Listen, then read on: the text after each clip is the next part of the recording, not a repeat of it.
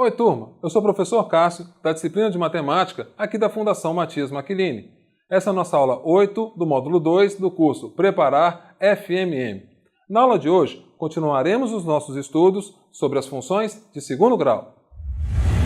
Turma, no século XIX, mais precisamente nos anos de 1881 a 1888, se deu a construção da Ponte Luís I.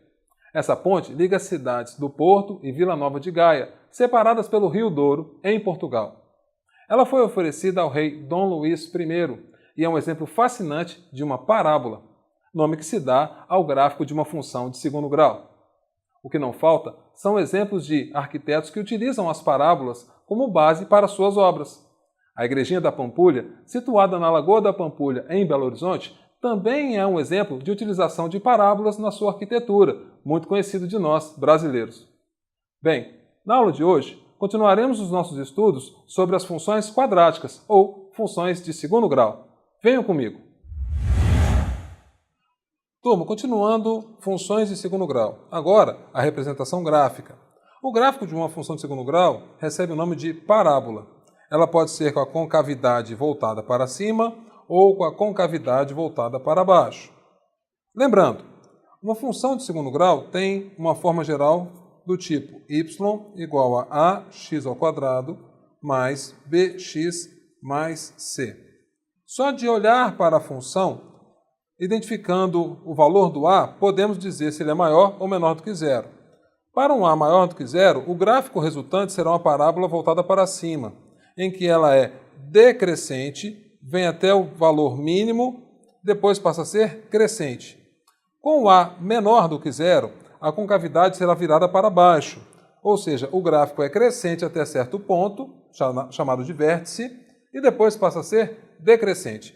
Vértice é exatamente quando a função muda de sentido, de decrescente para crescente ou de crescente para decrescente. Numa parábola voltada para cima, o vértice recebe o nome de mínimo da função, pois é o valor mínimo que ela chega. Ela é decrescente somente a esse ponto e depois passa a ser crescente. Já numa parábola voltada para baixo, o vértice recebe o nome de máximo da função, pois ela é crescente somente até esse ponto, depois passa a ser decrescente. Turma, o gráfico de uma função, seja de primeiro grau, de segundo grau, de terceiro grau, vamos representar sempre no plano cartesiano. E no plano cartesiano, para uma função do tipo y igual a ax ao quadrado mais bx mais c, podemos ter uma parábola voltada para cima ou para baixo, dependendo do valor do a. Fato é que, seja voltada para cima ou para baixo, podemos determinar o ponto do vértice. E como todo ponto no plano cartesiano, ele depende de uma coordenada do x e uma coordenada do y. Existe uma expressão para isso na função de segundo grau. O x do vértice obedece à expressão menos b sobre 2a, enquanto que para determinar o y do vértice temos de fazer menos delta sobre 4a. Termo independente da função de segundo grau. Novamente, uma função de segundo grau, y igual a ax ao quadrado mais bx mais c. Note que o c é o termo sozinho. Chamamos ele de termo independente. Para x igual a zero, temos que y é igual a vezes 0 ao quadrado mais b vezes 0 mais o c. Logo, a coordenada do y será exatamente igual a c.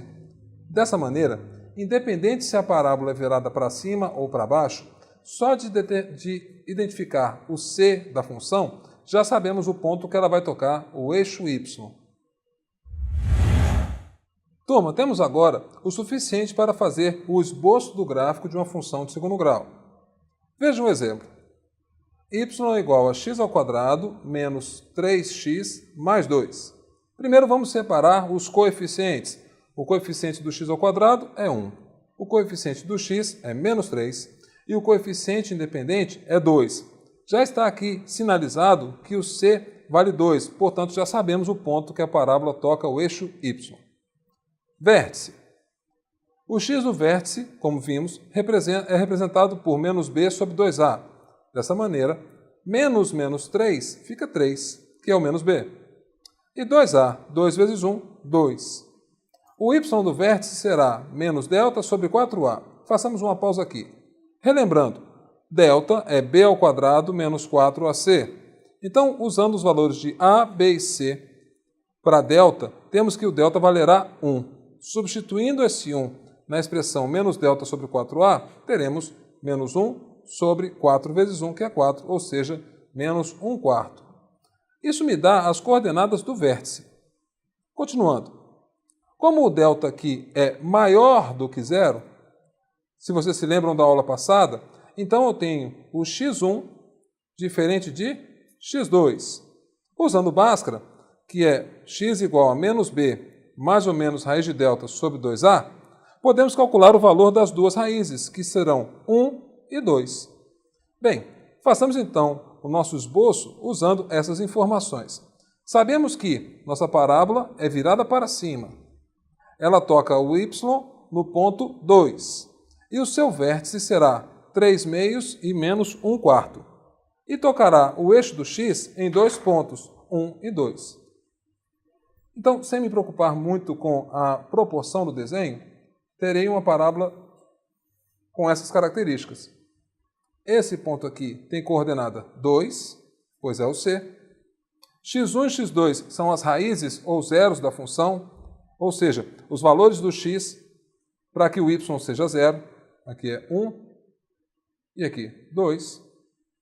E o vértice tem coordenadas o x valendo 3 meios e o y menos 1/4. Temos aqui o esboço da nossa parábola do exemplo 1.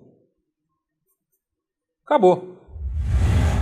Seguindo o mesmo raciocínio do exemplo 1, vejamos o exemplo 2. Y igual a menos x ao quadrado mais 4x menos 4. Novamente, separamos o a, b e c. Menos 1, 4 e menos 4. Já devemos deixar o c sinalizado, pois é um ponto do gráfico. O vértice, novamente, x do vértice menos b sobre 2a, o que vai resultar no x do vértice valendo 2. O y do vértice será menos delta sobre 4a.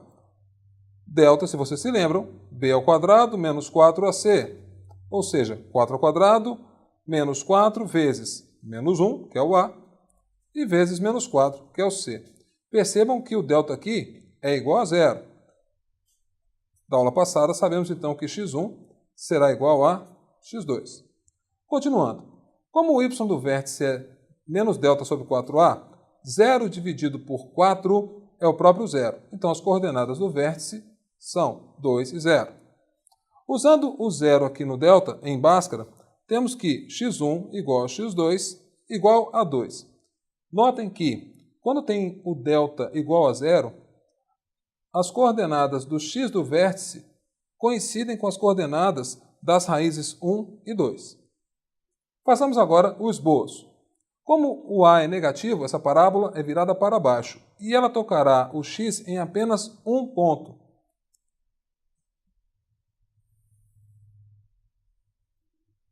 Dessa maneira, temos o c valendo menos 4 e o vértice e as raízes valendo 2. Acabou.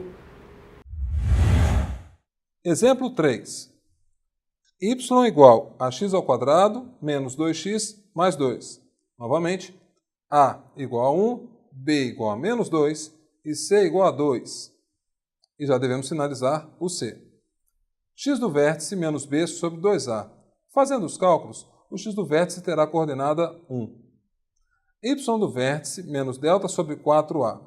No cálculo delta, note que b ao quadrado menos 4ac vai dar um valor negativo. Já sabemos que não teremos x1 e x2. Mas o gráfico ainda é possível de ser feito, pois é suficiente ter o c, que é o termo independente, e o vértice para montar o esboço de uma função de segundo grau. Como é que fica?